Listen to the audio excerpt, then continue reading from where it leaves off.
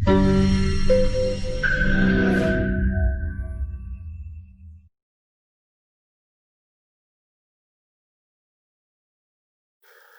મિત્રો, દી ગુરુકુળમાં આપ સૌનું હાર્દિક સ્વાગત છે. હું આકાશ મોદી. આજે આપણે વાત કરીશું આરબીઆઈના બીજા ભાગની. આરબીઆઈના પહેલા ભાગમાં આપણે ઘણી બધી ચર્ચાઓ કરી હતી કે આરબીઆઈની સ્થાપના કઈ રીતે થઈ, 1930માં કયા સર્કમસ્ટેન્સીસના હેઠળ ખાસ કરીને જે કાયદા કાનૂન બનાવવાની જરૂર પડી એ કેમ થઈ, 1935 સુધીમાં આરબીઆઈ કઈ રીતે સ્થાપિત થાય છે, અને એના પછી કન્સિસ્ટન્ટ જ્યાં સુધી આઝાદ નથી થતા ત્યાં સુધીમાં આરબીઆઈ કઈ રીતે એક નિષ્ફળ સંસ્થા રહી. આઝાદી પછી બાકી બધા બેંકોના રેગ્યુલેશન્સ અને બધી વ્યવસ્થાઓ માટે કેમ આપણને જરૂર પડી કે આપણે આરબીઆઈને નેશનલાઇઝ કરીએ. તો આરબીઆઈના પહેલા ભાગની અંદર લગભગ આપણે આ બધી બાબતોની ચર્ચા કરી ચૂક્યા છીએ. જે મિત્રો આરબીઆઈનો બીજો ભાગ પહેલી વાર દેખી રહ્યા છે એમને એક નમ્ર વિનંતી રહેશે કે તમે પહેલા આરબીઆઈનો પહેલો ભાગ પ્લેલિસ્ટમાં જઈને દેખી લો, જેનાથી તમને આખો જે એક હોલ સીન છે એ તમને ખબર પડે. આરબીઆઈના પહેલા ભાગની અંદર આપણે એના મૂળ માળખાઓની ચર્ચા કરી હતી અને ભારતીય બેન્કિંગ સ્ટ્રક્ચરની ચર્ચા કરી હતી. એ જ રીતે હવે આપણે આરબીઆઈના બીજા ભાગની અંદર ચર્ચા કરવાની છે આરબીઆઈના કાર્યોની. કારણ કે આ સંસ્થાની જે સ્થાપના થઈ છે એનો મુખ્ય આધાર એ છે કે ભારતની અંદર મહત્તમ કંટ્રોલિંગ પેનલ તરીકે કામ કરે, એક ઓથોરિટી તરીકે કામ કરે અને ખાસ કરીને રેગ્યુલેટ કરવાનું કામ કરે બાકી ફાઇનાન્શિયલ ઇન્સ્ટિટ્યુશનને. હવે જો આપણે આવું ઈચ્છતા હોઈએ તો સ્વાભાવિક છે કે એને પાવર્સ આપવા પડે, સ્વાભાવિક છે કે એને એક ઓટોનોમસ બોડી તરીકે સ્વતંત્ર રૂપથી કામ કરી શકે એટલી તાકાત આપવી પડે. અને આ બધી વસ્તુઓને ભેગી કરવા માટે ખાસ કરીને આપણે અહીંયા આરબીઆઈના મુખ્ય કાર્યોની ચર્ચા કરવાના છીએ. હવે આનું જે મટીરિયલ છે મિત્રો એ તમને યુટ્યુબના ડિસ્ક્રિપ્શનની અંદર એક ટેલિગ્રામની લિંક આપેલી છે, ત્યાં તમે જશો એટલે તમને આનું મટીરિયલ તમને જોવા મળશે. તો આરબીઆઈના પહેલા ભાગનું મટીરિયલ બી લેવા વિનંતી અને આરબીઆઈના બીજા ભાગનું આ મટીરિયલ જે અમે મૂક્યું છે એને પણ લેવા વિનંતી. તો વાત કરીએ આપણે ટોપિક વિશે, આરબીઆઈ ભાગ 2 અને મુખ્ય રૂપથી છે આરબીઆઈના કાર્યો. સામાન્ય રૂપથી આરબીઆઈના કાર્યોની જ્યારે પણ ચર્ચા થતી હોય ત્યારે બે મુદ્દા એવા છે કે જેને તમારે કમ્પલસરી યાદ રાખવાના જ કે આરબીઆઈના બે મુખ્ય કાર્ય કયા છે. તો આરબીઆઈના બે મુખ્ય કાર્ય છે, એક તો કંટ્રોલ કરવો અને બીજું રેગ્યુલેટ કરવું. એટલે કે નિયંત્રણ રાખવું અને નિયમન કરવું. નિયંત્રણ અને નિયમન કોની ઉપર? તો નિયંત્રણ અને નિયમન એવી તમામે તમામ ફાઇનાન્શિયલ ઇન્સ્ટિટ્યુશન ઉપર જે ભારતની અંદર કામ કરી રહી છે. ફાઇનાન્શિયલ ઇન્સ્ટિટ્યુશન એટલે કેવા પ્રકારની ઇન્સ્ટિટ્યુશન? તો એવી પ્રકારની ઇન્સ્ટિટ્યુશન કે જે બેન્કિંગ ફાઇનાન્સ કંપની તરીકે બી કામ કરતી હોય અને નોન બેન્કિંગ ફાઇનાન્સ કંપની તરીકે પણ કામ કરતી હોય. એટલે બે પ્રકારની ઇન્સ્ટિટ્યુશન હોઈ શકે, બેન્કિંગ ફાઇનાન્સ કંપની અને નોન બેન્કિંગ ફાઇનાન્સ કંપની. આના સિવાય ભારતની અંદર જે રિજનલ રૂરલ બેંક છે, આના સિવાય જે કોઓપરેટિવ બેંક છે, એ બધા ઉપર બી પાછા આના આ જ નિયમો લાગુ છે. એટલે કે ભારતની અંદર એવી કોઈ બી સંસ્થા કે જે ઇવન એક ફાઇનાન્સની પેઢી તરીકે પણ કામ કરતી હશે તે પણ આરબીઆઈના નિયમો હેઠળ બાઉન્ડેશનમાં છે, આરબીઆઈના નિયમો હેઠળ બંધાયેલું છે, જેને આપણે નકારી શકીએ નહીં. તો આરબીઆઈના જે ફંડામેન્ટલ્સ કાર્યો છે, જે ફંડામેન્ટલ વર્કિંગ સ્ટ્રક્ચર છે, એમાં બે મુખ્ય વસ્તુઓ તમારે હંમેશા ધ્યાન રાખવાની, એક કંટ્રોલ અને એક રેગ્યુલેટ, જે ઘણું જરૂરી છે.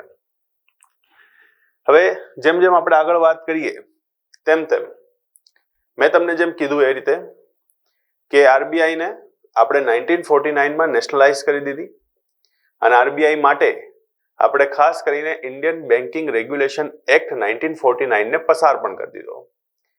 કારણ કે નેશનલાઇઝ કર્યા પછી સરકારને એ વસ્તુની જાણકારી થઈ કે બાકી બધી બેંકો ઉપર પકડ રાખવા માટે, બાકી બધી બેંકો ઉપર મજબૂતી કસવા માટે એ બી તો જરૂરી છે જ કે ભારતની અંદર આરબીઆઈ પાસે પોતાના એક ફંડામેન્ટલ પાવર્સ હોય, અને આ પાવર્સ એને ક્યાંથી મળશે? તો ભારતીય સંસદમાંથી મળશે.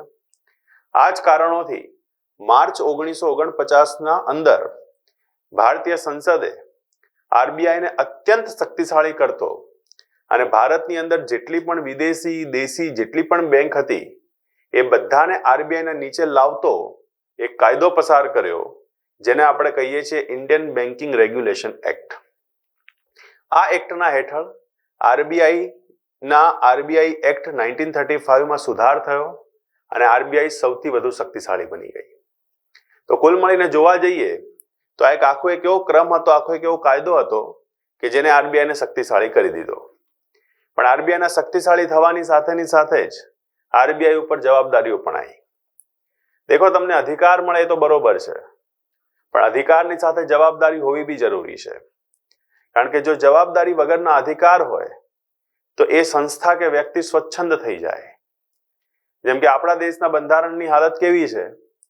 તો ભાગ 3માં તમને મૂળભૂત અધિકાર આપી દીધા છે, પણ ભાગ 4A ની અંદર જ્યારે મૂળભૂત કર્તવ્યોની વાત કરવામાં આવી તો એ વસ્તુને માનવા માટે કોઈ તૈયાર નથી. ભાગ 3ની અંદર તમારા અધિકારોને કોઈ પણ વ્યક્તિ, સંસ્થા, સંગઠન કે સરકાર ભંગ કરે તો આર્ટિકલ 32 હેઠળ તમે સુપ્રીમ કોર્ટ જઈ શકો છો. પણ ભાગ 4A હેઠળ જો કોઈ નાગરિક પોતાના મૂળભૂત કર્તવ્યોને ના માને તો બચારી સરકાર કે સંગઠન કોઈ જગ્યાએ સુપ્રીમ કોર્ટ ના જઈ શકે. એટલે કે એક એન્ફોર્સેબલ છે અને એક નોન એન્ફોર્સેબલ છે. આવી પરિસ્થિતિઓ છે. સંસ્થાઓ સાથે કમસે કમ આવું ના હોવું જોઈએ કે આરબીઆઈ પાસે આપણે ખાલી અધિકાર જ આપી દઈએ અને આરબીઆઈ પાસે કોઈ જવાબદારી ના હોય. અધિકાર સાથેની જવાબદારીઓ જરૂરી હતી અને આ જ કારણોથી આપણે આરબીઆઈને અમુક જવાબદારી સોંપી છે. તો અમુક જવાબદારી એટલે કઈ જવાબદારી સોંપી છે? તો સૌથી પહેલી જવાબદારી છે કે આરબીઆઈ ઇશ્યુઇંગ એજન્સી છે. આરબીઆઈ કઈ વસ્તુની ઇશ્યુઇંગ એજન્સી છે? હવે આ પહેલો પ્રશ્ન આપણા માટે થવો જ જોઈએ, સ્વાભાવિક છે. તો આરબીઆઈ 1 રૂપિયાના નોટ અને સિક્કાઓને છોડીને, મતલબ કે 1 રૂપિયાના નોટ અને સિક્કાઓને છોડીને ભારતમાં બધા જ પ્રકારના કરન્સી નોટ અને સિક્કાઓને છાપવાનો અધિકાર ધરાવે છે. એટલે કે આપણા દેશની અંદર જે કરન્સી નોટ અને જે સિક્કાઓ છપાય છે એ સંપૂર્ણ જવાબદારી કોની છે? તો સંપૂર્ણ જવાબદારી છે આરબીઆઈની. હવે સવાલ એ છે કે આ જે સિક્કા અને નોટ છપાય છે એની ગણતરી કઈ રીતે થાય અને ભારતમાં કઈ કઈ સંસ્થાઓ એવી છે જે આરબીઆઈના હેઠળ આ કરન્સી પ્રેસ કંપની તરીકે કામ કરે છે? તો કરન્સી પ્રેસ કંપની તરીકે સૌથી પહેલી અને ગવર્મેન્ટ ઓફ ઇન્ડિયાની માલિકીની કંપની security printing and minting corporation of India limited, એટલે પ્રિન્ટ અને મિન્ટ બંને કરવાનું કામ આ સંસ્થા કરે છે. તો security printing and minting corporation of India limited government of India own company, એટલે કે આની અંદર પ્રેસનું કામ કરવું હોય તો આરબીઆઈને સરકારને રૂપિયા આપવા પડે છે. ક્લિયર? એના આ જે કંપની છે એની 2 શાખાઓ છે. એક છે નાસિક દેવાસ જે કરન્સી પ્રેસનું કામ કરે છે, અને એક છે બાકીની જે અન્ય જે સંસ્થાઓ છે ટંકશાળની, એ છે મુંબઈ, નોઈડા, કલકત્તા અને હૈદરાબાદ, જે સિક્કા છાપવાનું કામ કરે છે. એટલે કે આ 2 જે સંસ્થાઓ છે, નાસિક મહારાષ્ટ્ર, દેવાસ એમપી, જે નોટ છાપવાનું કામ કરે છે, જ્યારે કે મુંબઈ, નોઈડા, કલકત્તા અને હૈદરાબાદ આ જે બીજી અન્ય 4 શાખાઓ છે એ સિક્કાઓ છાપવાનું કામ કરે છે, જે security printing and minting corporation of India limited હેઠળ આવી રહી છે. એ જ રીતે બીજી એક સંસ્થા છે Bharatiya reserve bank note Mudran private limited. આ સંસ્થા ગવર્મેન્ટ ઓફ ઇન્ડિયાની ઓન નથી, પણ રિઝર્વ બેંકની ઓન છે. મતલબ કે આની માલિકી રિઝર્વ બેંક પાસે છે. અને આ સંસ્થાની મુખ્ય બે શાખાઓ છે, એક છે મૈસૂર કર્ણાટકા અને બીજી છે સાલ્બોની વેસ્ટ બેંગોલ. એટલે કુલ મળીને જોવા જઈએ તો ઇશ્યુઇંગ એજન્સી તરીકે જે સંસ્થા કામ કરી રહી છે, ઇશ્યુઇંગ એજન્સી તરીકે જે સંસ્થા આરબીઆઈ કામ કરી રહી છે, એના હાથ નીચે આવી કંઈક કરન્સી પ્રેસ કંપનીઓ કામ કરે છે. અને આ જે કરન્સી પ્રેસ કંપની છે, આ જે કરન્સી પ્રેસ કંપની છે મિત્રો, એનો આખો આધાર એ છે કે અમુક જગ્યાઓ પર કરન્સી પ્રેસ એટલે કે નોટ છાપવાનું કામ થાય છે અને અમુક જગ્યા ઉપર સિક્કા છાપવાનું કામ થાય છે. મિન્ટિંગ કંપની તરીકે કામ કરે છે. હવે આનાથી બી વધારે એક રોચક તથ્ય આપણી સામે ધીરે ધીરે આવતું જાય, અને રોચક તથ્ય શું છે જરાક એને પણ સમજી લઈએ. તો રોચક તથ્ય એ છે મિત્રો કે ભારતની અંદર આરબીઆઈ, જે મેં તમને સમજાવ્યું કે ઇશ્યુઇંગ એજન્સી તરીકે કામ કરે છે, તે જ સંદર્ભની અંદર આપણા દેશમાં 1, 2, 5, 10, 20, 50, 100, 200, 500 અને 2000ની કરન્સી છપાય છે. મતલબ કે કુલ મળીને જોવા જઈએ તો લગભગ આટલી કરન્સી આપણા દેશની અંદર નું છાપકામ થાય છે. 1 રૂપિયાની કરન્સી કે સિક્કા એ સીધે સીધા ફાઇનાન્સ મિનિસ્ટ્રીના હેઠળ છે, અને ફાઇનાન્સ મિનિસ્ટ્રીના જે કેબિનેટ સેક્રેટરી હોય તેમની સાઇન 1 રૂપિયાની નોટ ઉપર હોય છે. પણ સંભવત 2016-17ની અંદર આવો છેલ્લો પ્રકારનો કોન્ટ્રાક્ટ આપવામાં આવ્યો હતો. એના પછી ખાસ ઇવેન્ટ સિવાય 1 રૂપિયાની નોટનું છાપકામ થતું નથી. 2 રૂપિયા, 5 રૂપિયા, 10, 20, 50, 100 આ બધાની જવાબદારી આરબીઆઈના માથે છે. અને આરબીઆઈ પૈસા છાપે ક્યારે? આરબીઆઈ આ પ્રકારના પૈસા છાપે ક્યારે? તો આ પ્રકારના પૈસા આરબીઆઈની પાસે છાપવા માટે 2 કારણ હોવા જોઈએ. આ પ્રકારના પૈસા આરબીઆઈની માટે છાપવા માટે 2 કારણ હોવા જોઈએ. એક, ક્યાં તો આરબીઆઈ કરન્સીનું વોલ્યુમ ઇન્ક્રીઝ કરવા માંગે છે, ક્યાં તો આરબીઆઈ કરન્સીના વોલ્યુમને ઇક્વલ ટુ કરવા માંગે છે. ક્યાંક તો એ કરન્સીનો ફ્લો જે ઇન્ડિયાની અંદર છે એને વધારવા માંગે છે, અને ક્યાં તો એની ગણતરીના હિસાબથી જે વોલ્યુમ છે એમાં નાના મોટા જે કરેક્શન છે એને સુધારવા માંગે છે કે ઇક્વલ ટુ કરવા માંગે છે. બંને વસ્તુને સમજીએ આપણે એટલે તમને બધું આઈડિયા આવશે. ફોર એક્ઝામ્પલ કે ઇન્ડિયન ઇકોનોમીની અંદર વર્તમાનમાં 9.5 લાખ કરોડનું સર્ક્યુલેશન છે. મતલબ કે આપણા દેશની અંદર વર્તમાનમાં 9.5 લાખ કરોડ રૂપિયાનું સર્ક્યુલેશન ચાલી રહ્યું છે, અને કોઈ કારણોસર ભારત સરકાર એવું કહે છે કે ભાઈ 50,000 કરોડ રૂપિયા ઇન્ડિયન ઇકોનોમીની અંદર વધારવાના છે. 50,000 કરોડ રૂપિયા ઇન્ડિયન ઇકોનોમીની અંદર વધારવાના છે. એટલે કે ટોટલ સર્ક્યુલેશન 10 લાખ કરોડ સુધી લઈ જવાનું છે. એટલે કે ઓલરેડી જે સર્ક્યુલેશન એમના સ્ટેટિસ્ટિક્સના હિસાબથી છે, એમના મેથ્સના હિસાબથી છે, અને ડિમાન્ડ અને સપ્લાયના હિસાબથી છે, એના કરતા વધુ સર્ક્યુલેશન ભારત સરકાર લઈ જવા માંગે છે, વધુ એને આગળ ડેવલપ કરવા માંગે છે. જ્યારે ભારતની સરકાર આરબીઆઈને એવું કહે કે 50,000 કરોડ રૂપિયા વધુ છાપો અને 50,000 કરોડ રૂપિયા અમને આપો, એટલે તરત જ આરબીઆઈનો એક ફોર્મ્યુલા છે જે ડાયરેક્ટલી એપ્લિકેબલ થઈ જાય, અને ફોર્મ્યુલાને કહેવાય છે મિનિમમ રિઝર્વ સિસ્ટમ, ન્યૂનતમ આરક્ષિત પદ્ધતિ.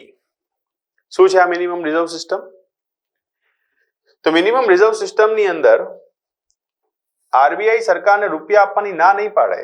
આરબીઆઈ સરકારને રૂપિયા આપવાની ના ક્યારેય ના પાડી શકે, ક્યારેય એવું ના કહી શકે કે અમે તમને રૂપિયા નહીં આપીએ. પણ શરત શું છે કે જો ભારત સરકાર રૂપિયા છપાવવા માંગે છે તો સૌથી પહેલા એમને મિનિમમ 200 કરોડ રૂપિયા છપાવવા પડશે. એટલે 200 કરોડ થી નીચે આરબીઆઈ છાપશે નહીં. આ પહેલી શરત થઈ. અને જે 200 કરોડ રૂપિયાના હિસાબથી છપાવવા માંગો છો તેમાં પ્રપોર્શન એવો રહેશે 115:85. મતલબ કે દર 200 કરોડમાંથી 115 કરોડનું સોનું આરબીઆઈ પાસે જમા કરાવવું પડશે અને દર 200 કરોડમાંથી 85 કરોડ રૂપિયા ફોરેક્સ રિઝર્વ કે પછી ટ્રેઝરી બિલ કે પછી એ જ પ્રકારના કોઈ સિક્યોરિટી બોન્ડ જે ફોરેન મતલબ કે કોઈ બી વિદેશી દેશના હોય એ પ્રકારના કોઈ બી બોન્ડ તમારે આરબીઆઈમાં જમા કરાવવા પડશે. એટલે દર 200 કરોડે 115 કરોડનું સોનું અને 85 કરોડના વિદેશી બોન્ડ આરબીઆઈમાં સરકાર જમા કરાવે એટલે આરબીઆઈ એ 200 કરોડ રૂપિયાની કડકડતી નોટ આપી દે. જો સરકાર આ શરત પૂરી કરવામાં નિષ્ફળ જાય છે તો આરબીઆઈ પછી બંધાયેલી નથી તેમને રૂપિયા આપવા માટે. એટલે 50,000 કરોડ રૂપિયા સરકાર વધુ દેશની અર્થવ્યવસ્થામાં નાખવા માંગે છે તો એમને આરબીઆઈ પાસે એ જ 115:85 ના રેશિયોના હિસાબથી 36,000 કરોડનું સોનું અને 14,000 કરોડના વિદેશી બોન્ડ જમા કરાવવા પડશે. મતલબ કે એવું નહીં કે નાણાં મંત્રાલયમાંથી ફોન આવ્યો અને એવું કહી દીધું કે ચલો ભાઈ રૂપિયા તૈયાર રાખજો અને આરબીઆઈના ગવર્નર છાપકામની મશીન ઉપર બેસી ગયા. આવી કોઈ સિસ્ટમ નથી દેશમાં. દરેકે દરેક સંસ્થાની પોતાની અમુક જવાબદારીઓ છે અને અમુક જવાબદારીઓ માટે સંસ્થાએ પોતાના અમુક નિયમો બનાવેલા છે. સરકાર સ્વચ્છંદ ના થઈ જાય, દેશમાં ફુગાવો ઉભો ના કરે અને પોતાના વોટ બેંક માટે દેશની અર્થવ્યવસ્થાને નુકસાન ના કરે. આ બધી જ વસ્તુઓને ધ્યાનમાં રાખતા આ પ્રકારની સિસ્ટમને ડેવલપ કરવામાં આવી છે જેને આપણે કહીએ છીએ મિનિમમ રિઝર્વ સિસ્ટમ. અને આ જ રીતે આ જ ગણતરીના હિસાબથી આરબીઆઈ ભારતની અંદર સરકારને છાપકામ કરીને આપે છે. ગણતરીનો હિસાબ છાપકામનો સીધો આ છે. પણ આ કયા સેન્સમાં? કે એ જ સેન્સની અંદર કે જેમાં સરકાર આરબીઆઈને એવું કહે છે કે આપણે કેશ ફ્લો વધારવાનો છે. આરબીઆઈ પાસે સત્તા નથી એ કેશ ફ્લોને વધારવાની. હવે એ પણ જરાક ધ્યાન રાખી લેજો. એનાથી બીજી સાઈડ જઈએ તો છે વોલ્યુમને ઇક્વલ ટુ કરવું. કઈ રીતે? તમે આ બધી કરન્સી દેખો છો મિત્રો, એમાં મોટા ભાગની કરન્સી આપણા દેશની અંદર નોટ કરન્સી છે. અને નોટ કરન્સી હોવાના કારણે એની એક ઉંમર મર્યાદા છે. ઉંમર મર્યાદા રાખવા પાછળનું કારણ એ છે કે એક સમય પછી તમારે સિક્યોરિટી ફીચર્સને અપડેટ કરવા પડે, એક સમય પછી તમારે ડિઝાઇન અપડેટ કરવી પડે, એક સમય પછી તમારે સતત એની અંદર સુધાર વધાર કરવો પડે. અને આ બધું કરવા માટે સ્વાભાવિક છે કે નોટ જે છે, જે કરન્સી છે, એની એક્સપાયરી ડેટ પણ રાખવી પડે. ભારતની અંદર જે સ્ટાન્ડર્ડ એક્સપાયરી ડેટ છે એ છે 5 વર્ષ. જો આરબીઆઈના નિયમોને સમજવા જઈએ તો ફોર એન એક્ઝામ્પલ કે જાન્યુઆરી મહિનાની અંદર 2015માં કોઈ 100 રૂપિયાની નોટ છપાય છે તો એ 100 રૂપિયાની નોટ ડિસેમ્બર મહિનાના 2020 સુધી માન્ય રહે. આ વાત અલગ છે, કોઈના ઘરમાં પડી હોય, સતત ચાલતી હોય તો કોઈ વાંધો નથી. અને એક્સપાયરીનો મતલબ એવો બી નથી કે તમારા પાસે પડેલા રૂપિયા એક્સપાયર થઈ જવાના છે. એનું તો મૂલ્ય જે છે એ સચવાવાનું જ છે. આ એક્સપાયરી જે ટર્મ છે ને એ બેન્કિંગ માટે છે. જેમ કે જાન્યુઆરી 2015 ની અંદર આ પ્રકારની કોઈ નોટ છપાઈ હોય અને ડિસેમ્બર 2020માં કોઈ બેંક પાસે એ એજની નોટ પહોંચે છે તો બેંક શું કરે? એ નોટને અંદર ખેંચી લે એને બહાર પાછી ના જવા દે. ડિસેમ્બર 2020માં આવેલી આ પ્રકારની બધી નોટો અંદર ખેંચાઈ જાય અને એ નોટ ખેંચાયા પછી એને સ્ક્રેપ કરી દેવામાં આવે, એને ખતમ કરી દેવામાં આવે. આ રીતે ખતમ થાય અને એની એક આખી એક પ્રોફાઇલ બને કે આટલી આટલી સિરીઝની નોટ હતી ને આટલી આટલી ખતમ થઈ ગઈ છે. એટલે પાછું જાન્યુઆરી 2021માં હિસાબ લાગે કે આખા દેશની અંદર આવી કેટલી જે કરન્સી હતી એ ખતમ થઈ ગઈ છે. અને હિસાબ લગાવતા ખબર પડે કે ભાઈ કુલ મળીને 25,000 કરોડ રૂપિયા હતા જે હવે આ દેશની અંદર નથી, ઘટ પડ્યા છે. મતલબ કે આપણી જરૂરત છે 9.5 લાખ કરોડની અને અત્યારે આપણા દેશની અંદર 9.25 લાખ કરોડ રૂપિયાનું સર્ક્યુલેશન થઈ રહ્યું છે. આનાથી ફરક શું પડે? આનાથી ફરક એ પડે છે કે કોઈ એક દેશની અંદર કોઈ એક ભાગમાં જ્યારે કોઈ વ્યક્તિને રૂપિયાની જરૂર હશે તો એ રૂપિયા એને નહીં મળે અને તમે રૂપિયાની જરૂરત ત્યારે જ ઊભી કરો છો જ્યારે તમારે કોઈ વસ્તુને પરચેસ કરવી હોય છે. ફોર એક્ઝામ્પલ કે આજે હું એટીએમમાં જઉં છું, 1500 રૂપિયાની મારે કોઈક વસ્તુ ખરીદવી છે. હું એટીએમમાં ગયો, મને 1500 રૂપિયા ના મળ્યા. ખરીદી આજે જ કરવી હતી પણ હું ના કરી શક્યો. તો મેં કીધું કે ચલો આવતીકાલે જઈશ. આવતીકાલે ગયો તોય ના મળ્યા, એના પછી ગયો તોય ના મળ્યા. અને જે ખરીદી મારે સોમવારે કરવાની હતી એ ખરીદીના રૂપિયા મને શનિવારે મળે છે. ખરીદી તો મારે હજી આજે બી કરવાની જ છે પણ એ ખરીદીનો જે સમય છે એ 5-6 દિવસ પાછળ ઠેલાઈ ગયો. અને 5-6 દિવસ પાછળ ઠેલાવાનો મતલબ એવો થાય છે કે મારા જેવા બીજા 50 લાખ કરોડ લોક હોય કે જેને આ પ્રકારના રૂપિયાની જરૂરત હોય છે અને જો એ પોતાની ખરીદીને પાછળ 5-7 દિવસ ઠેલી દે તો એ સ્થિતિમાં દેશની અર્થવ્યવસ્થાને ભારે ભરખમ નુકસાન થઈ જાય. તો કહેવાના હિસાબથી તો કહીએ કે આપણે 5 દિવસ પછી ખરીદશું, શું ફરક પડે છે?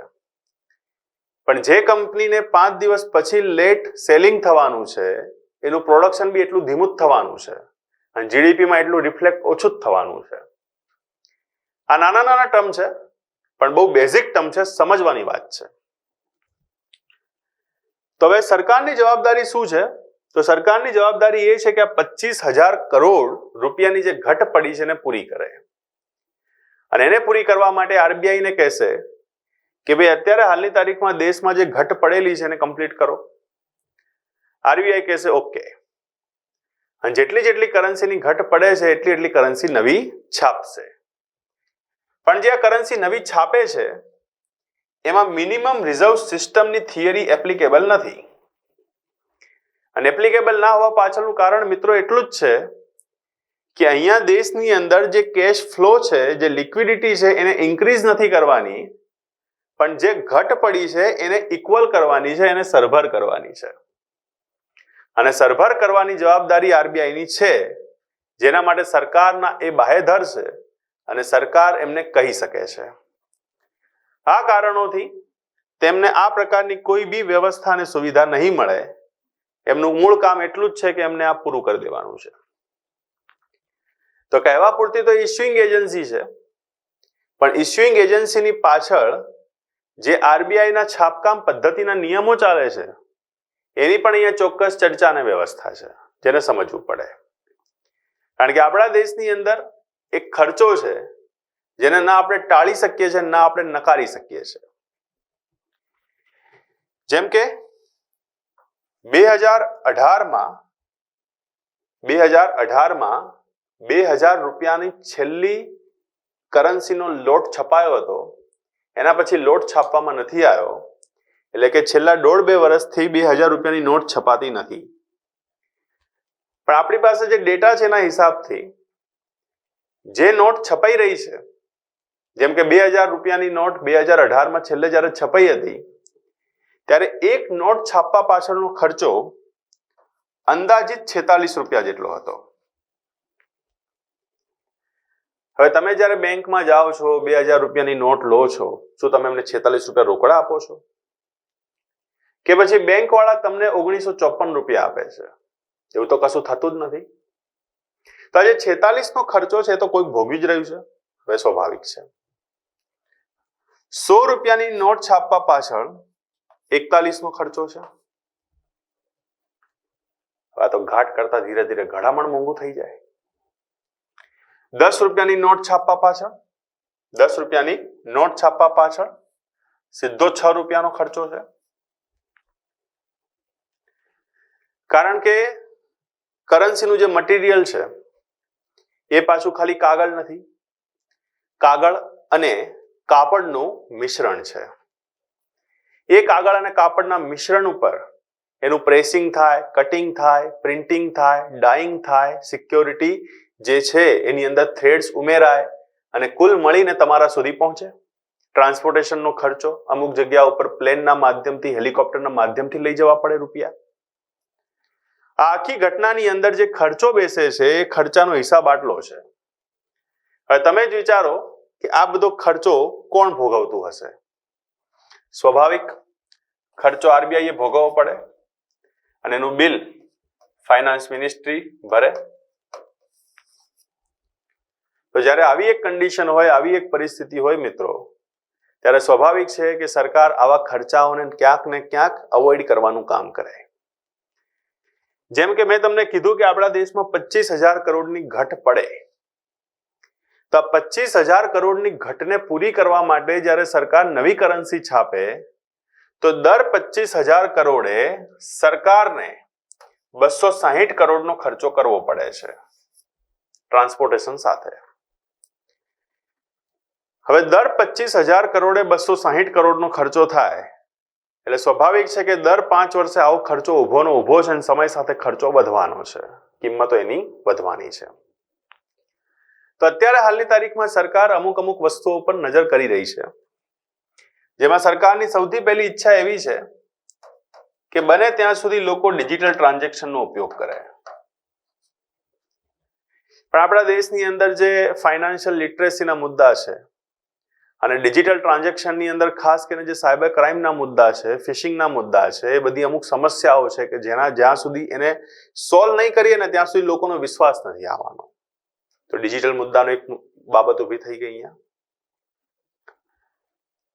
બીજો મુદ્દો એવો છે મિત્રો અહીંયા કે સરકારની ઈચ્છા એવી છે કે પ્લાસ્ટિક નોટ્સનો ઉપયોગ થાય, પણ સમહાઉ આપણી એન્વાયરમેન્ટલ મિનિસ્ટ્રી છે એને અત્યારે એને હોલ્ડ કરીને બેઠી છે કે ભારતમાં પ્લાસ્ટિક નોટ્સની સમસ્યાઓ શું આવી શકે છે અને સાથે એનાથી જે થતું પ્રદૂષણ છે, એની સાથેની કટિંગ પ્રેસિંગના જે મુદ્દાઓ છે, બધા ઉપર બી અહીંયા ચર્ચા ચાલી રહી છે. દેખવાનું રહ્યું એને ક્યારે આ સહમતિ મળે છે. અને ત્રીજો મુદ્દો છે કે સિક્કાઓનું છાપકામ થાય, પણ મોટા સિક્કાઓનું છાપકામ અને એમાં બી મોટી વેલ્યુના સિક્કાઓનું છાપકામ એ કેટલું સેન્સિબલ છે એ બી એક સમસ્યા છે. હાલની તારીખમાં સરકાર જે સિક્કાઓના છાપકામનો એક પ્રોજેક્ટ લઈને ચાલે છે, એમાં 50 રૂપિયા, 75 રૂપિયા, 100 રૂપિયા, 150 રૂપિયા, 250 રૂપિયા સુધીના સિક્કાઓના છાપકામ માટે સરકાર વિચારણા કરી રહી છે અને પાયલોટ પ્રોજેક્ટના હેઠળ અમુક જગ્યાએ સિક્કાઓ ચલાવી પણ રહી છે. પણ તેમ છતાંય સેન્સિબલ મુદ્દો બને છે કે જ્યારે તમારે કોઈ વસ્તુની ખરીદી કરવા જવું છે અને તમારી પાસે 250 રૂપિયાના સિક્કા છે, તો હવે કેટલું સેન્સિબલ છે કે તમે સિક્કાને ખિસ્સામાં લઈને ફરો? કારણ કે કરન્સી હોવી અલગ વાત છે, પણ એ કરન્સી કમ્ફર્ટેબલ હોવી, એ કરન્સી સહજ હોવી, લોકો પોતાની સાથે એને કેરી કરી શકે, એ બી એક બહુ મોટી વાત છે. અને આ બધા માટે બી અહીંયા ચર્ચા વિચારણાનો એક મુદ્દો ચાલે છે. એટલે કુલ મળીને જોવા જઈએ તો જે આરબીઆઈ ઇશ્યુઇંગ એજન્સી તરીકે કામ કરે છે, જેની અંદર મેં તમને એની કંપનીઝ દેખાડી કે કઈ કંપની એની સાથે જોડાયેલી છે. તો જે કંપની જોડાયેલી છે એ છે security printing and minting corporation of India limited અને Bharatiya reserve bank note Mudran private limited, જેના હેઠળ આરબીઆઈ કુલ મળીને આ પદ્ધતિથી કામ કરી રહી છે. અને આપણા દેશની અંદર હાલની તારીખમાં આટલી કઈક કરન્સીઝ ચાલી રહી છે. મિનિમમ રિઝર્વ સિસ્ટમ એક એવો મુદ્દો છે કે જેને યુપીએસસી મેઇન્સમાં બી પ્રશ્ન પૂછી લેવામાં આવ્યો છે અને જીપીએસસી પ્રિલિમની અંદર તો પ્રશ્ન ખાસ કરીને આવી જ ચૂક્યો છે એની અંદર. એટલે હવે આપણે એનું ધ્યાન રાખીશું, કારણ કે આ બહુ એક ફંડામેન્ટલ કોન્સેપ્ટ છે કે જો એને નહીં સમજીએ તો ક્યાંક ને ક્યાંક આપણને ચેલેન્જ થઈ શકે છે. હવે આગળ વાત કરીએ આપણે, તો એ છે આરબીઆઈ નું બીજું કામ, વિતરણકારી એજન્સી, ડિસ્ટ્રીબ્યુટિંગ એજન્સી. કઈ ડિસ્ટ્રીબ્યુટિંગ એજન્સી?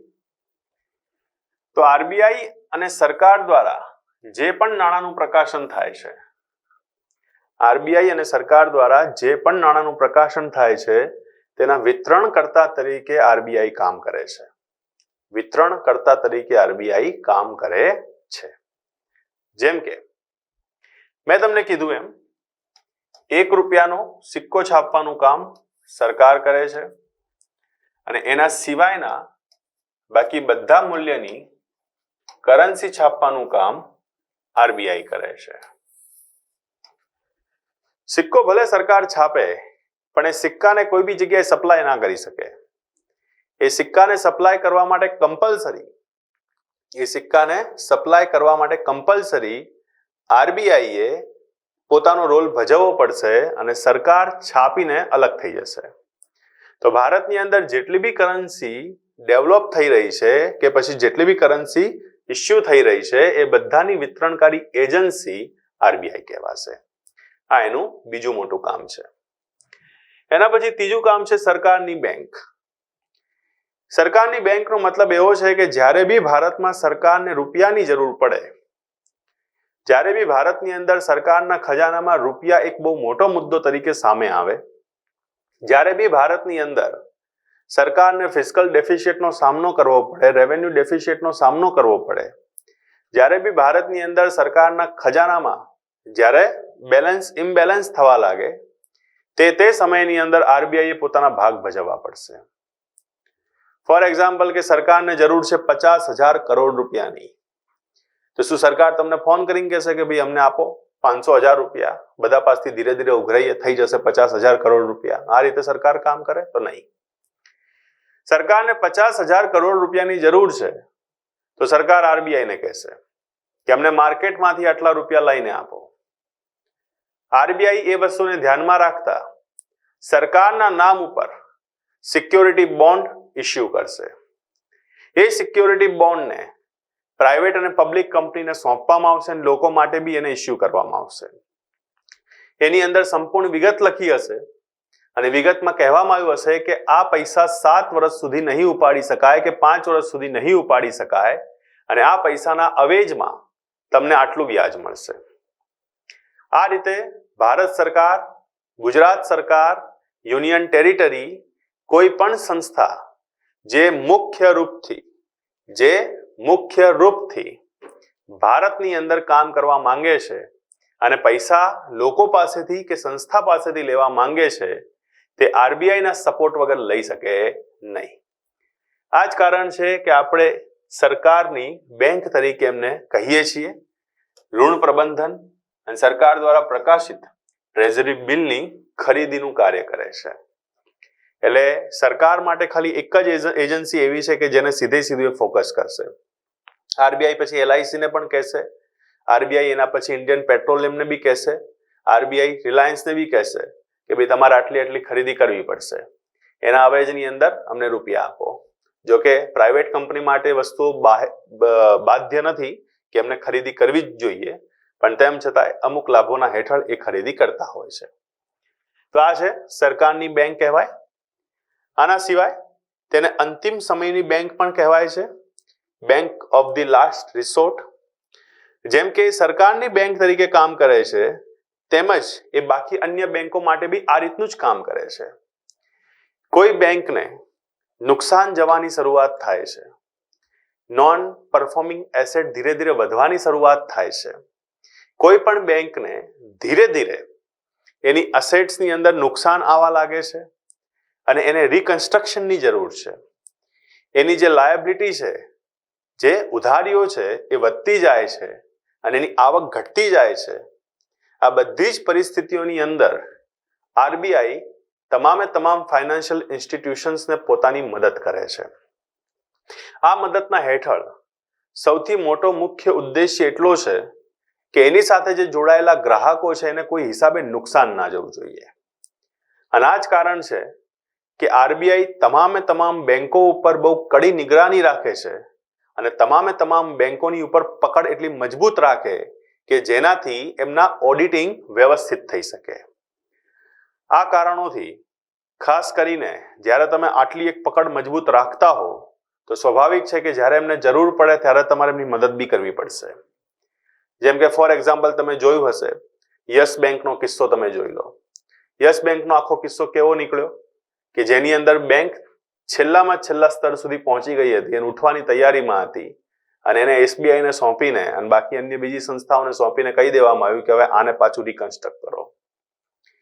તે જ રીતે મુંબઈની અંદર જે ઘટના બની હતી ખાસ કરીને જેમાં પંજાબ નેશનલ બેંકનો તમે કિસ્સો જોયો હમણાં 1-2 વર્ષ પહેલા, એ જે આખો કિસ્સો હતો નીરવ મોદીનો, એમાં બી તમે જોયું કે કઈ રીતે એને પાછી સ્થિર કરી દેવામાં આવી.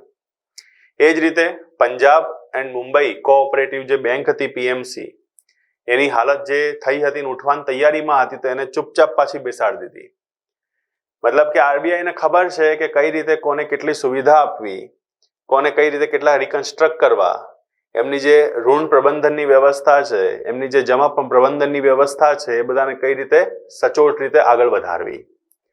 આ કારણોથી જ્યારે બી કોઈ બેંકને પોતાની જરૂરિયાત અનુભવાય, આર્થિક સહાયતાની જરૂર હોય, એ સમયની અંદર આને અંતિમ સમયની બેંક તરીકે દેખવામાં આવે છે. Bank of the last resort કહેવામાં આવે છે. ક્લિયર?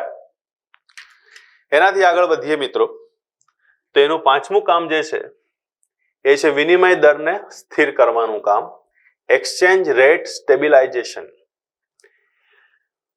હવે આ જે વિનિમય દર છે એ વિનિમય દરનો મતલબ થાય એક જગ્યાએ રૂપિયો છે જે આપણા દેશની કરન્સી છે, ઇન્ડિયન નેશનલ રૂપી, અને એક જગ્યાએ કોઈ પણ ફોરેક્સ છે જે કોઈ બી વિદેશની કરન્સી હોઈ શકે છે, જે ડોલર હોઈ શકે છે કે પછી પાઉન્ડ હોઈ શકે છે, સ્ટર્લિંગ હોઈ શકે છે, માર્ક હોઈ શકે છે, યેન, યુઆન હોઈ શકે છે, કોઈ બી હોઈ શકે છે. બેઝિકલી આ વિનિમય દર ઊભું કેમ થાય છે? તો વિનિમય દર એટલા માટે ઊભું થાય કારણ કે આપણે ઇન્ટરનેશનલ લેવલ ઉપર ટ્રેડિંગ કરતા હોઈએ છીએ. ઇન્ટરનેશનલ લેવલ પર ટ્રેડિંગનો મતલબ શું થાય કે આપણા દેશમાં કોઈક વસ્તુ આવી રહી છે અને આપણા દેશમાંથી કોઈક વસ્તુ જઈ પણ રહી છે. જે આવી રહી છે જમા થશે, જે જઈ રહી છે માઇનસ થશે, અને આ હિસાબથી એક બેલેન્સ ઓફ પેમેન્ટ ઊભું થશે. બેલેન્સ ઓફ પેમેન્ટનો મતલબ એવો થાય કે આપણે જેટલી વસ્તુઓનું સેલિંગ વધુ કરીશું એની સામે આપણને વધુ રૂપિયા મળશે, અને જેટલી વસ્તુનું બાઇંગ વધુ કરીશું એની સામે આપણે એટલા ડોલર ચૂકવવા પડશે. તો સેલિંગ કરવું વધુ સારું છે, બાઇંગ કરવું એટલું બધું સારું નથી. વિશ્વના બીજા દેશોની અંદર તમારો માલ ભરપૂર વેચાતો હોય અને એની સામે તમે વિશ્વના બીજા દેશો પાસેથી ખરીદી ઓછી કરી રહ્યા છો તો તમારું બેલેન્સ ઓફ પેમેન્ટ સરપ્લસ છે. પણ જો વિશ્વના બીજા દેશો તમારી પાસેથી ખરીદી ઓછી કરી રહ્યા છે અને એની સામે તમારું જે બાઇંગ છે બહુ હાઈએસ્ટ છે, મતલબ કે તમે વિશ્વના બીજા દેશો પાસેથી ખરીદી કરી રહ્યા છો, તો એ કેસની અંદર તમારું બેલેન્સ ઓફ પેમેન્ટ ડેફિશિયન્ટ છે. ઘણીવાર એવું બી થાય કે બેલેન્સ ઓફ પેમેન્ટની અંદર સેલિંગ અને બાઇંગ એક સરખું હોય તો ઇક્વલ ટુ પણ થઈ જાય, પણ મને યાદ નથી કે વિશ્વનો એવો કયો દેશ છે કે જે આવા ઇક્વલ પોઝિશન ઉપર ચાલે છે. આ સમયની અંદર એવું થાય કે ભારતનો જે રૂપિયો છે એ અમુક કારણોથી વિદેશી કરન્સીની સામે ધીરે ધીરે નબળો થતો જાય.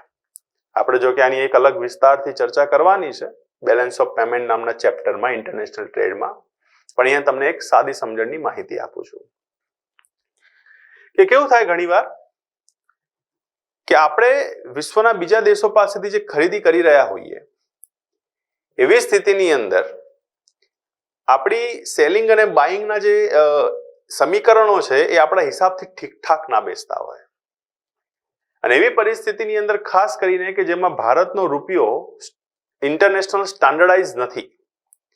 મતલબ એવું નથી કે વિશ્વના બધા દેશોને વેપાર કરવા માટે રૂપિયો જ જોઈશે. આપણે ખુદ એક બે દેશોને છોડતા વિશ્વની અંદર જે વેપાર કરી રહ્યા છીએ એ બધો ડોલરમાં જ કરી રહ્યા છીએ. બાકી એક બે દેશો જ એવા છે કે જેની સાથે ભારતમાં રૂપિયાનો વ્યવહાર ચાલી રહ્યો છે. એટલે કે ડોલર જે છે એ આંતરરાષ્ટ્રીય સ્ટાન્ડર્ડાઇઝ કરન્સી છે અને આંતરરાષ્ટ્રીય સ્ટાન્ડર્ડાઇઝ કરન્સી હોવાના કારણે એ મજબૂત છે. અને એની સામે ભારત જે છે એનો રૂપિયો નબળો છે. હવે આઝાદીના સમયમાં સ્થિતિ નથી. 1945 ની અંદર $1 બરાબર $2.5 થતા હતા અને 1947 ની અંદર $1 બરાબર લગભગ $2.10 થતા હતા. ઇવન ત્યાં સુધી કે દેશના સર્વપ્રથમ જે ગૃહમંત્રી હતા એટલે કે વલ્લભભાઈ પટેલ, તેમને ભારતની અંદર ડોલર, પાઉન્ડ આ બધાને બેન કરી દીધું, રૂપિયાને થોડો મજબૂત કર્યો અને એ પરિસ્થિતિમાં બી $1 બરાબર 1949 માં બી $1 બરાબર લગભગ $1.50 થતા હતા. મતલબ કે એ સમયમાં રૂપિયો મજબૂત હતો અને ડોલર નબળો હતો, કારણ કે એ સમયમાં બેલેન્સ ઓફ પેમેન્ટ ઇન્ડિયાના ફેવરમાં નહોતું, બ્રિટનના ફેવરમાં હતું. હવે આપણા દેશની અંદર 1980-85 સુધી આની આ સ્થિતિ ચાલી. પણ જેમ જેમ આપણે આપણા દેશના દરવાજા બીજા દેશો માટે ખોલતા ગયા અને ઇન્ટરનેશનલ ટ્રેડનો જે ઓપ્શન ઉભો કરતા ગયા, એમાં આપણને એક વસ્તુ ખબર પડી. શું ખબર પડી? તો એક છે યુએસએ અને એક છે ઇન્ડિયા. ઇન્ડિયાનો $1 બરાબર યુએસએ ના $10. યુએસએ શક્તિશાળી છે, ઇન્ડિયા એટલું શક્તિશાળી નથી. ઇન્ડિયાએ કોઈ સામાન યુએસએ ને વેચ્યો જે $100 છે, યુએસએ એને પેમેન્ટ કરે છે $1000. યુએસએ ને પેમેન્ટ કરે છે $1000. $100 વસ્તુની સામે જ્યારે યુએસએ $1000 નું પેમેન્ટ કરે છે અને યુએસએ પાછું વિશ્વમાં શક્તિશાળી છે, તે સ્થિતિમાં એ શું કરશે કે ધીરે ધીરે ટ્રેડની અંદર ઇન્ડિયાને બાયપાસ કરશે અને ઇન્ડિયા જે વસ્તુનો સપ્લાય કરે છે એવો જ સપ્લાય વિશ્વના બીજા કોઈ દેશમાંથી મશીનરી અને ટેકનોલોજી આપીને કરાવવાની શરૂઆત કરશે. મતલબ કે કોમ્પિટિટર ઊભા કરશે. હવે આવા કોમ્પિટિટર ઊભા થાય અને એના પછી એ જ ગુણવત્તાનો માલ ઇન્ડિયા સિવાય બીજા પાસેથી ખરીદી શકતો હોય તો શું કરવા આપણી પાસેથી ખરીદે? તો આપણને ખબર પડી ગઈ આ વસ્તુની કે આ તો ખોટું થઈ રહ્યું છે આપણા માટે, આંતરરાષ્ટ્રીય સ્તર ઉપર તો ઘણું ખોટું છે. તો આપણે ધીરે ધીરે એવું કામ કર્યું કે ભાઈ આપણો જે રૂપિયો આટલો મજબૂત છે એને નબળો કરો. નબળો નહીં થાય તો ઇન્ટરનેશનલ ટ્રેડમાં આપણે ખતમ થઈ જઈશું. આ જ કારણ છે કે 1983-84 થી રૂપિયાને નબળો કરવાની શરૂઆત થઈ, જે આજ દિન સુધી નબળો થઈ રહ્યો છે. આપણે જેમ જેમ રૂપિયાને નબળો કરતા ગયા તેમ તેમ આંતરરાષ્ટ્રીય ટ્રેડ વધતો ગયો. વાત અલગ છે કે આજે આપણે આંતરરાષ્ટ્રીય ટ્રેડની અંદર ડેફિશિયટની પોઝિશનમાં છે, લગભગ $150 બિલિયન જેટલું ડેફિશિયટ છે. પણ તેમ છતાંય આપણું સરવાળે ઇન્ટરનેશનલ ટ્રેડ વધ્યું છે અને ભવિષ્યમાં એક એવો સમય ચોક્કસ આવશે કે જેમાં આપણે આ ઇન્ટરનેશનલ ટ્રેડ જે ડેફિશિયટમાં છે ને સરપ્લસ સુધી લઈ જઈશું. ખાસ કરીને જ્યારે ચાઇનાની ઉપર હવે બેન થવાની શરૂઆત થઈ છે, આ કારણોથી ભારત એક અલગ જ એક્સિસ ઉપર કામ કરી રહ્યું છે. હવે આ બધાનું સ્થિરીકરણ કરવું જરૂરી છે. એવું ના થવું જોઈએ કે રૂપિયો મજબૂત બહુ થઈ જાય તો ઇન્ટરનેશનલ ટ્રેડને નુકસાન થાય, રૂપિયો એટલો બધો નબળો થઈ જાય કે આંતરરાષ્ટ્રીય સ્તર ઉપર આપણે કોઈને મોં દેખાડવા લાયક ના રહીએ. આ બધાને ભેગું કરતા બે સ્કીમ જે આરબીઆઈ યુઝ કરતી હોય છે, એક છે ડર્ટી ફ્લોટિંગ સ્કીમ અને એક છે ફ્રી ફ્લોટિંગ સ્કીમ. લગભગ 1999 સુધી આરબીઆઈએ ડર્ટી ફ્લોટિંગ સ્કીમનો યુઝ કર્યો છે, જેનો મતલબ એવો થતો હતો કે આરબીઆઈ નિયંત્રિત કરશે કે આંતરરાષ્ટ્રીય સ્તર ઉપર $1 બરાબર કેટલા રૂપિયા થાય. આ નિયંત્રિત કરવાની વાત હતી. એટલે આપણે બહુ તો કેટલું કરતા 25 રૂપિયા 30 રૂપિયા 25 રૂપિયા 30 રૂપિયા એનાથી આગળ જવા જ ના દઈએ $1 બરાબર. પણ જ્યારે આપણે લિબરલાઇઝેશન, પ્રાઇવેટાઇઝેશન અને ગ્લોબલાઇઝેશનની પોઝિશનમાં આવી ગયા એટલે આપણને ખબર પડી કે આપણે ડર્ટી ફ્લોટિંગ સ્કીમ ઉપર કામ નહીં કરી શકીએ. તો આપણે ફ્રી ફ્લોટિંગ સ્કીમ ઉપર આવી ગયા, જેમાં $1 બરાબર રૂપિયો કેટલો હશે એ આરબીઆઈ કંટ્રોલ નહીં કરે. રૂપિયો કેટલો હશે આરબીઆઈ કંટ્રોલ નહીં કરે, પણ જો રૂપિયો હદ કરતા વધારે નીચે પડી રહ્યો છે તો આરબીઆઈ પોતાના ફોરેક્સ રિઝર્વને આંતરરાષ્ટ્રીય સ્તર ઉપર ઠાલવી દેશે અને આ પરિસ્થિતિમાં રૂપિયાને સ્ટ્રોંગ કરશે. એટલે કે આપણે જે મેકેનિઝમ યુઝ કરીએ છીએ, મેકેનિઝમ બીજા પ્રકારનું યુઝ કરીએ છીએ. ચાઇના આજે બી ડર્ટી ફ્લોટિંગ સ્કીમ ઉપર કામ કરે છે કે એના દેશની કરન્સી $1 બરાબર કેટલી હશે એ હજી બી ત્યાંની સેન્ટ્રલ બેંક જ નક્કી કરે છે. એ આંતરરાષ્ટ્રીય સ્તર ઉપર ડિમાન્ડ અને સપ્લાયના આધાર ઉપર નથી ચાલી રહ્યા. ક્લિયર? તો આ છે પાંચમો મુદ્દો, એક્સચેન્જ રેટ સ્ટેબિલાઇઝેશન. અને એ જ રીતે છે ફુગાવો સ્થિરીકરણ, ઇન્ફ્લેશન સ્ટેબિલાઇઝેશન. આરબીઆઈ પાસે અમુક ઇન્સ્ટ્રુમેન્ટ છે, repo rate, reverse repo rate, statutory liquidity ratio, cache reserve ratio. અને આ જેટલા બી એના ઇન્સ્ટ્રુમેન્ટ છે, બધા ઇન્સ્ટ્રુમેન્ટ એટલા બધા પાવરફુલ છે કે ભારતની અંદર કોઈને ક્યારે રૂપિયા મળશે, કેવી રીતે રૂપિયા મળશે, તમે જ્યારે ફિક્સ ડિપોઝિટ કરાવવા જશો તો તમારું વ્યાજ કેટલું હશે, તમે જ્યારે લોન લેવા જશો તો તમારો ઇન્ટરેસ્ટ રેટ કેટલો હશે, એ બધું તમે નક્કી નથી કરતા, સરકાર બી નક્કી નથી કરતી, એ બધું નક્કી કરે છે આરબીઆઈ.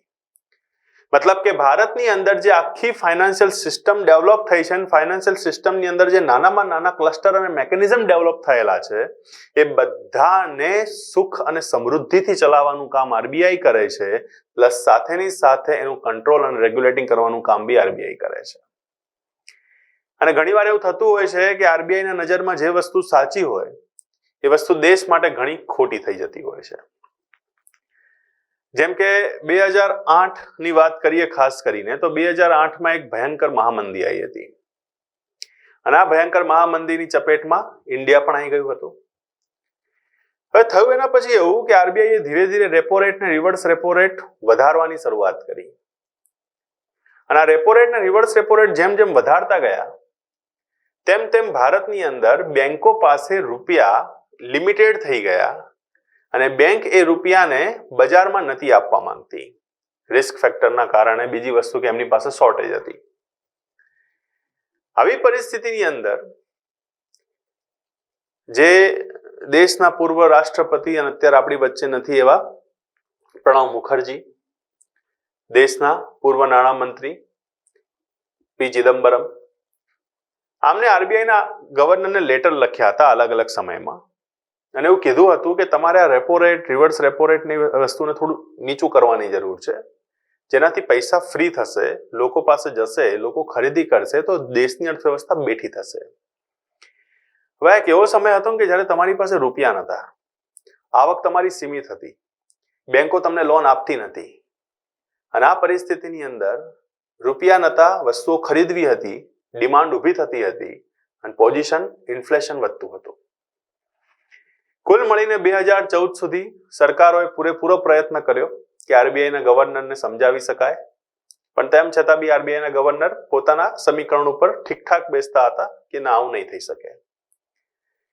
અને એના પછી જે મોદી સરકાર આવી એમને એવું લાગ્યું કે વાતચીત કરવાથી બહુ ખાસ નહીં બેસે, કારણ કે અરુણ જેટલી સાહેબ જે હતા એમને બી આરબીઆઈના ગવર્નર સાથે વાતચીત કરી હતી, કીધું હતી કે આની પર વિચાર કરવો જોઈએ આપણે, પણ તેમ છતાં એ પોતાના સમીકરણને પકડીને જ્યારે ચાલી રહ્યા હતા ત્યારે 2015માં આરબીઆઈમાં સુધાર કરવામાં આવ્યો અને ફુગાવાને ઓછું કરવાનું કામ તથા ફુગાવાને બેલેન્સ રાખવાનું કામ આરબીઆઈને સોંપી દેવામાં આવ્યું. કન્ઝ્યુમર પ્રાઇસ ઇન્ડેક્સ મુખ્ય રૂપથી જે ફુગાવાની વ્યવસ્થા કરે છે એ છે કન્ઝ્યુમર પ્રાઇસ ઇન્ડેક્સ, અને આ કન્ઝ્યુમર પ્રાઇસ ઇન્ડેક્સના હિસાબથી આરબીઆઈ અહીંયા એનું કામ કરવું પડશે. એટલે જોવા જઈએ તો હવે ફુગાવા સ્થિરીકરણનું કામ 2015 થી આરબીઆઈ પાસે આવી ગયું છે, આરબીઆઈના હાથમાં છે. ક્લિયર? આવી કઈક વાત છે સ્થિરીકરણ સાથેની. તે જ રીતે મિત્રો આગળની વાત કરીએ હવે. તો વિદેશી વિનિમય ભંડારના સંગ્રહકર્તા, keeper of the foreign exchange reserve. મેં તમને જેમ કીધું એમ મિત્રો, વિશ્વની અંદર આપણા ટ્રેડ ચાલે છે, વિશ્વના કેટલાય દેશો સાથે આપણા બોન્ડ રિલેશન્સ છે, સિક્યોરિટી પ્રોગ્રામ્સ ચાલતા હોય છે, વિશ્વના કેટલાય દેશોમાં ભારતનું પોતાનું રોકાણ છે, અને એ જ રીતે કેટલાય દેશોની અંદર ભારત પોતે ભાગીદાર છે. આપણે આપણા લિબરલાઇઝેશન, પ્રાઇવેટાઇઝેશન અને ગ્લોબલાઇઝેશનના ફંડામાં ગ્લોબલાઇઝેશનનો જે આખો મુદ્દો ઉમેર્યો છે, એમાં વિશ્વના બીજા મોટી મલ્ટીનેશનલ કંપનીઓને આમંત્રિત કરે છે કે તમે ભારતમાં વેપાર કરવા માટે આવો, જેના ભાગરૂપે તે લોકો વેપાર કરવા આવે છે અને આપણા માટે ડોલર લાવે છે. તો એક દેશની અંદર એક સંસ્થા એવી હોવી જોઈએ કે જે સંપૂર્ણ વિદેશી વિનિમયને સંગ્રહ કરતી હોય અને આ બધી જ વ્યવસ્થાઓને અપ ટુ ડેટ જાળવતી હોય. તો આપણા દેશમાં એ સંસ્થા છે આરબીઆઈ. અને આરબીઆઈ એક એવી સંસ્થા છે કે જેને અધિકાર છે ભારતીય સંસદ અને ભારતીય કાનૂનથી કે ભારતમાં જેટલો પણ વિદેશી મુદ્રા આવી રહી છે, બધી વિદેશી મુદ્રાઓને સંગ્રહ કરી શકે. ભારતની અંદર જે અન્ય બેંકો છે એમને બહુ લિમિટેડ અધિકાર છે, અને ખાસ કરીને ઇન્ડિવિજ્યુઅલ્સને તો એવા અધિકારો બહુ રહ્યા નથી. જેમ કે આપણા દેશની અંદર ફોરેન એક્સચેન્જ રેગ્યુલેશન એક્ટ ફેરા અને ફોરેન એક્સચેન્જ મોનેટરી એક્ટ ફેમા, આવા જે કાયદાઓ એસ્ટાબ્લિશ થયા, એના પરિણામ સ્વરૂપ કોઈ બી એક ઇન્ડિવિજ્યુઅલ વ્યક્તિ એટલે કે આપણે લોકો, જો આપણા લોકો પાસેથી $1000 વધુ ફોરેનની કરન્સી નીકળે તો તમારી ઉપર મની લોન્ડરિંગ સુધીના કેસ લાગી શકે છે. એટલે આપણે સમજી શકીએ છીએ કે આપણે આપણા દેશની અંદર ભલે કલેક્શન માટે નાના મોટા ડોલર, પાઉન્ડ આ બધી વસ્તુ રાખતા હોય તો વાત અલગ છે, પણ એક મોટો જથ્થો આપણે ફોરેન એક્સચેન્જનો ના રાખી શકીએ. અને આપણા દેશની અંદર એ બધા જ અધિકાર આરબીઆઈને છે. વર્તમાનની અંદર આરબીઆઈ પાસે $542 બિલિયન જંગી ફોરેન એક્સચેન્જ છે. અને આ જે ફોરેન એક્સચેન્જ છે એ આપણી $300 બિલિયન લિમિટને ક્રોસ કરે છે. 1991ની અંદર જ્યારે ઓગસ્ટ મહિના પહેલા પ્રધાનમંત્રી મનમોહનસિંહ જે એ સમયના નાણામંત્રી હતા, અને આપણો દેશ જ્યારે ફાઇનાન્શિયલ ક્રાઇસિસ અને ટ્રેડ ક્રાઇસિસથી નીકળી રહ્યો હતો, એવી સ્થિતિની અંદર વિશ્વના કેટલાય દેશો પાસે જઈને આપણે એવું કહેવું પડ્યું હતું કે અમારી મદદ કરો. રશિયાના પતન પછી ખાસ કરીને જે રીતે અમેરિકાએ પોતાની નકેલ આપણી ઉપર કસી હતી, અને અમેરિકાએ પોતાનો આખો એક એજન્ડા, જેને આપણે ટીના મોડેલ કહીએ છીએ, there is no alternative of liberalisation, privatisation and globalisation, અને આ જે આખો એક ફંડામેન્ટલ ક્રિએટ થયો હતો, આખી એક જે રૂલ્સ ક્રિએટ થયા હતા, જેને થેચરિઝમ કહીએ છીએ આપણે, અને રિગનિઝમ, આ મોડેલના આધાર ઉપર ભારતે લિબરલાઇઝેશન, પ્રાઇવેટાઇઝેશન અને ગ્લોબલાઇઝેશનનો સ્વીકાર કર્યો હતો. અહીંયા આપણે એક વસ્તુ સમજી ગયા હતા કે આપણા દેશમાં કોઈ બી હાલતની અંદર બેલેન્સ ઓફ પેમેન્ટ ગમે તેટલું નુકસાનમાં કેમ ના ચાલતું હોય, પણ આપણા દેશમાં આરબીઆઈ પાસે કમસે કમ એટલું ફંડ તો હોવું જ જોઈએ કે જો આપણા દેશની સાથે કોઈ વેપાર કરવાનું બંધ કરી દે, એટલે કે આપણી આવક બંધ થઈ જાય અને આપણે ખાલી બાઇંગ ઓપ્શન જ ઊભા કરીએ, તો બી 10 થી 11 મહિના સતત આપણે બીજા દેશો પાસેથી માલ સામાન મંગાવી શકીએ એટલું ફોરેન એક્સચેન્જ આપણી પાસે હોવું જોઈએ. અને આ જ કારણોથી તે સમયના નાણામંત્રી મનમોહન સિંઘે $300 બિલિયન એક માર્જિન કેપ રાખી હતી કે આરબીઆઈએ ધીરે ધીરે આટલું સંગ્રહ કરવું જ પડશે. આજે આપણે ગર્વ અનુભવીએ છીએ કે આરબીઆઈ આ કેપને ક્યારની વટાઈ ચૂકી છે, એનાથી ડબલ સિચ્યુએશનમાં, એટલે કે $542 બિલિયન સુધી પહોંચી ગઈ છે. તેમ છતાંય આપણે વિશ્વમાં સેકન્ડ હાઈએસ્ટ છીએ. ફર્સ્ટ હાઈએસ્ટ ચાઇના છે, જેની પાસે હાલમાં $2,500 બિલિયન કરતાં વધુ ફોરેન એક્સચેન્જ પડ્યું છે. તો આ સ્થિતિમાં આપણા અને ચાઇના વચ્ચે લગભગ 5 ગણો, એટલે કે આપણે 1/5 છીએ, પણ ફર્સ્ટ અને સેકન્ડની સાથે ચાલી રહ્યા છે. આને આપણે કહીએ છીએ વિદેશી વિનિમય ભંડારના સંગ્રહકર્તા. એ જ રીતે એનું 8મું કામ છે સરકારના એજન્ટ.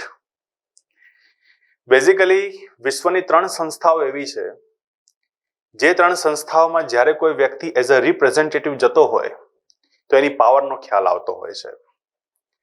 જેમ કે યુનાઇટેડ નેશન્સ ઓર્ગેનાઇઝેશનની નેશનલ એસેમ્બલીમાં, જનરલ એસેમ્બલીમાં દેશના પ્રધાનમંત્રી સામાન્ય રૂપથી સંબોધન કરવા માટે જતા હોય છે. એટલે નવેમ્બર મહિનાની અંદર જે યુએનઓની જનરલ એસેમ્બલી ભરાય છે તેમાં જ્યારે કોઈ વ્યક્તિ સ્પીચ આપવા માટે જાય છે તો મતલબ એ છે કે એ દેશનું સૌથી પાવરફુલ વ્યક્તિ છે, જે પ્રધાનમંત્રી છે. તે જ રીતે વર્લ્ડ બેંકની પોતાની એક સમિટ ભરાય છે અને વર્લ્ડ બેંકની અંદર સામાન્ય રીતે દેશના નાણામંત્રી સંબોધન કરવા જતા હોય છે. અને તે જ રીતે ઇન્ટરનેશનલ મોનેટરી ફંડની પોતાની એક સમિટ ભરાય છે અને આ કોન્ફરન્સની અંદર દરેકે દરેક દેશોના સેન્ટ્રલ બેંકના ગવર્નર આવતા હોય છે. અને અહીંયા આરબીઆઈને અધિકાર છે કે આરબીઆઈ આઈએમએફ જેવી અને એના જ સમકક્ષ મહત્વપૂર્ણ સંસ્થાઓમાં ભારતનું પ્રતિનિધિત્વ કરે.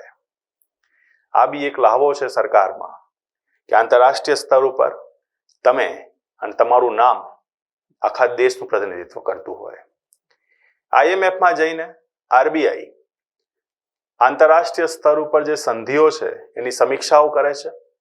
આંતરરાષ્ટ્રીય સ્તરથી આપણને શું મળી રહ્યું છે અને એની સામે નેશનલ ઇન્ટરેસ્ટમાં આપણે શું આપી રહ્યા છે તેની ગણતરીઓ કરે છે અને એવા તમામ દાવાઓને ખારીજ કરે છે જે નેશનલ ઇન્ટરેસ્ટના વિરુદ્ધમાં હોય, રાષ્ટ્રીય હિતના વિરુદ્ધમાં હોય. તો આ એક બહુ મહત્વપૂર્ણ કામ છે જે નોન પોલિટિકલ વ્યક્તિ કરી રહ્યા છે, જ્યારે કે બંને સંસ્થાઓમાં પોલિટિકલ વ્યક્તિ કરી રહ્યા છે. તે જ રીતે એનું કામ છે વિકાસ પ્રોત્સાહન સંબંધી કાર્યો. દેશની અંદર અમુક સંસ્થાઓને બિલ્ડઅપ કરવી પડે, અમુક સંસ્થાઓને રિકન્સ્ટ્રક્ટ કરવી પડે અને અમુક સંસ્થાઓ એવી હોય કે જેને જમીનના પાયાથી ઊભી કરીને નવેસરથી લઈ જવી પડે. એક એવો દેશ કે જ્યાં ગ્રામીણ વસ્તી વધારે છે, કૃષિની સંખ્યા વધારે છે, લોઅર મિડલ ક્લાસની સંખ્યા વધારે છે, ઉદ્યોગ ધંધા એટલા મોટા નથી, નાની દુકાનનો વેપાર થાય છે. અને આવી બધી પરિસ્થિતિઓમાં આપણે ખાલી મોટું જ કામ કરતા રહીએ તો સામાન્ય વર્ગ ક્યાં જશે? આ સામાન્ય વર્ગને રૂપિયાની જરૂર છે, લોનની જરૂર છે, ફાઇનાન્શિયલ ફેસિલિટીઝની જરૂર છે અને બધા માટે વિચારવાનું આરબીઆઈને છે. તો આરબીઆઈ એના માટે શું કર્યું છે? તો ઇન્ડસ્ટ્રીને ડેવલપ કરવા માટે ઇન્ડસ્ટ્રીયલ ડેવલપમેન્ટ બેંક ઓફ ઇન્ડિયાની સ્થાપના કરી અને નાની ઇન્ડસ્ટ્રીને ડેવલપ કરવા માટે small industrial development bank of ઇન્ડિયાની સ્થાપના કરી. એગ્રીકલ્ચર અને રૂરલ ડેવલપમેન્ટ માટે નાબાર્ડની સ્થાપના કરી અને એ જ રીતે દરેક વ્યક્તિ પોતાનું ઘર વસાઈ શકે અને પોતાના ઘરના સપનાને પૂરું કરી શકે એના માટે નેશનલ હાઉસિંગ બેંકની સ્થાપના કરી. આમાંથી વર્તમાનની જે 2 સંસ્થાઓ છે નાબાર્ડ અને એનએચબી એ ભારત સરકારના હસ્તગત છે, ભારત સરકારના અધીન છે મિત્રો. અને મુખ્ય રૂપથી આરબીઆઈનું એક પોતાનું આ મોટું કામ છે કે વિશેષીકૃત નાણાકીય સંસ્થાનોને ઊભું કરી શકે જેનાથી ભારતમાં અર્થવ્યવસ્થાને પ્રોત્સાહન મળી શકે અને સામાન્ય લોકો પોતાના જીવનને એના સપનાઓને પૂરા કરવાનો પ્રયત્ન કરી શકે. આ જે 4 સંસ્થાઓ છે મિત્રો એ તમે ચોક્કસ યાદ રાખજો. યાદ રાખવા પાછળનું ખાલી તાત્પર્ય એટલું છે કે પ્રિલિમ ફેક્ટની અંદર આવા પ્રશ્નો ઘણા આવી જતા હોય છે. તે જ રીતે આરબીઆઈનું 10મું અને છેલ્લું તથા સૌથી મોટું કાર્ય જેના ઉપર આરબીઆઈની કરોડરજ્જુ ટકે છે એ છે મૌદ્રિક અને શાખ નીતિ, મોનેટરી એન્ડ ક્રેડિટ પોલિસી. આપણે આરબીઆઈનો પાર્ટ 3 પણ એક લાવવો પડશે મિત્રો અને આરબીઆઈના પાર્ટ 3 ની અંદર આ આખી મોનેટરી એન્ડ ક્રેડિટ પોલિસીને સમજાવવી પડશે. કારણ કે આ પોલિસીની અંદર હું તમને એવા તમામ કંટ્રોલ ઇન્સ્ટ્રુમેન્ટની ચર્ચા કરીશ જે કંટ્રોલ ઇન્સ્ટ્રુમેન્ટ એક્ઝામની અંદર ફેક્ટ બેઝ ઉપર તો પૂછાય છે પણ સાથેની સાથે એના કોન્સેપ્ટ સમજવા બહુ જરૂરી છે. જેમ કે બેઝ રેટ કોને કહેવાય, બેંક રેટ કોને કહેવાય, સ્ટેચ્યુટરી લિક્વિડિટી રેશિયો શું છે, કેશ રિઝર્વ રેશિયો શું છે, રેપો રેટ કોને કહેવાય, રિવર્સ રેપો રેટ કોને કહેવાય, માર્જિનલ સ્ટેન્ડિંગ ફેસિલિટી રેટ કોને કહેવાય, ઓપન બેંક ઓપરેશન્સ કોને કહેવાય. આ અમુક ટર્મિનોલોજી છે જેનું જ્ઞાન ખાસ કરીને વિદ્યાર્થી મિત્રોની અંદર બહુ અછડતું જ્ઞાન છે. એમને એટલી ખબર છે બેઝ રેટ શું હોય, પણ એની પાછળની શું કહાની છે એના કોન્સેપ્ટની ઉપર આપણે થોડી ચર્ચા કરવી પડશે. તો આરબીઆઈનું 10મું અને મોટું કાર્ય છે મૌદ્રિક અને શાખ નીતિની ઘોષણા કરવી. અને મૌદ્રિક અને શાખ નીતિ ભારતની અંદર કેશ ફ્લોને મેન્ટેન કરે છે, રેગ્યુલેટ કરે છે. મેં તમને કીધું એમ કયા સમયમાં તમને તમારા એફડી ઉપર વધુ વ્યાજ મળશે અને કયા સમયની અંદર તમને તમારે લોન ઉપર વધારે વ્યાજ ચૂકવવું પડશે, ત્યાં સુધીનો બધો હિસાબ આરબીઆઈ પાસે છે. અને આરબીઆઈ પાસે આવી નીતિની ઘોષણા કરવા માટે 2 કાળ છે. એક છે વ્યસ્ત કાળ અને એક છે સુસ્ત કાળ. વ્યસ્ત કાળ એટલે અફરાતફરીનો તહેવારોનો કાળ હોય, અને એક હોય સુસ્ત કાળ જેમાં ઠીકઠાક ઠંડી અર્થવ્યવસ્થા છે, કામ કરી રહી છે. એવું ના હોય કે 12 મહિના અર્થવ્યવસ્થાની અંદર ફ્લો એક સરખો હોય.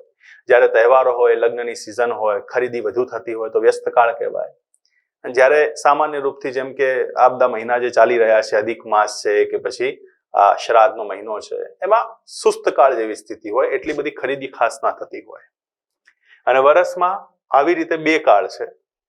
ભારતીય પરંપરાના હિસાબથી આપણે વર્તમાનમાં 4 વાર મોનેટરી એન્ડ ક્રેડિટ પોલિસીને ડિક્લેર કરીએ છીએ. એનો હું તમને અલગથી મેં તમને કીધું એમ કે આરબીઆઈ પાર્ટ 3 જ્યારે લઈશું ત્યારે મોનેટરી એન્ડ ક્રેડિટ પોલિસીની આખી એક વ્યવસ્થા તમને સમજાઈશ, એની કંટ્રોલ બોડી સાથે બધી વસ્તુઓની ચર્ચા કરીશ. હવે આ જે કાર્ય છે, આ બધું કાર્ય કેમ કરવું પડે છે? તો ફુગાવાને નિયંત્રિત રાખવા, માંગને વધારવા, ઋણનું વ્યાજ દર કંટ્રોલમાં રાખવા, ડિમાન્ડ ઇન્ટરેસ્ટ, આ બધી જ વસ્તુઓને ધ્યાનમાં રાખતા એને એક પ્રોપર સેગમેન્ટ પણ ડિઝાઇન કરવું પડે. કોઈ બી સામાન્યમાં સામાન્ય વ્યક્તિને નુકસાન ના જાય અને કોઈ બી અમીરમાં અમીર વ્યક્તિને ફાયદો ના થઈ જાય, બધા માટે કાયદા એક સમાન રહે. અને આર્ટિકલ 14 ના હિસાબથી કાયદાની સમક્ષ સમાનતા સ્થાપિત કરી શકાય. આ કારણોથી જ અહીંયા આરબીઆઈ એવા નિયમોને પ્રદર્શિત કરે છે જે અમીર અને ગરીબ માટે ભેદભાવકારી નથી. અમીર અને ગરીબ માટે ભેદભાવકારી નથી, એની સાથે ગરીબ વ્યક્તિનું સામાજિક કલ્યાણ પૂરું થઈ શકે અને ભાગ 4 ડાયરેક્ટિવ પ્રિન્સિપલ્સ ઓફ સ્ટેટ પોલિસીને બી સાથે ચાલી શકીએ, એના માટે ફાયદો પહોંચાડવાનું બી કામ અહીંયા કરી શકાય. કારણ કે મૂળ રૂપથી તો ભાગ 4 ની અંદર સમાજ કલ્યાણની ભાવનાના ભાગ રૂપે ખાસ કરીને, અને બીજી વસ્તુ એ કે વેલફેર સ્ટેટના કોન્સેપ્ટને ડિઝાઇન કરતા અહીંયા કામ થયું છે. તો આ બધું જ કામ જે છે એ મહત્વપૂર્ણ તબક્કાઓ સાથે જોડાયેલું છે. અને એટલા માટે મૌદ્રિક અને શાખ નીતિ આ એક બહુ મહત્વપૂર્ણ અને ઇન્ટરેસ્ટિંગ પોઈન્ટ છે જેની પર આપણે ચર્ચા અલગથી કરીશું. તો કુલ મળીને આપણે આરબીઆઈના 10 કાર્યોને સમજ્યા મિત્રો. મને આશા છે કે આ લેક્ચરની અંદર આરબીઆઈના કાર્યોથી સંબંધિત જેટલી બી આંટીઘૂંટીઓ હતી અને ખાસ કરીને વિદ્યાર્થી મિત્રોની અંદર એક જે અનિશ્ચિતતાનો ભાવ હતો એ અહીંયા પૂરો થયો હશે. તમારા કોઈ બી પ્રશ્ન જે હોય એ તમે અમને કમેન્ટ સેક્શનની અંદર જણાવી શકો છો, અને અમારાથી બનતા એટલા જવાબો અમે તમને આપીશું અને તમારા જે પ્રશ્નો છે એને સોલ્વ કરવાનો પ્રયત્ન કરીશું. અગેન આની જે બી મટીરિયલ છે એ તમને અમારી ટેલિગ્રામ ચેનલ ઉપર મળશે, અને અમારા આ ટેલિગ્રામ ચેનલની લિંક યુટ્યુબના ડિસ્ક્રિપ્શન બોક્સમાં આપેલી છે, તેની પર ચોક્કસ જજો અને આનો આનંદ માણજો. ધન્યવાદ. મળીશું પાછા એક નવા લેક્ચર સાથે.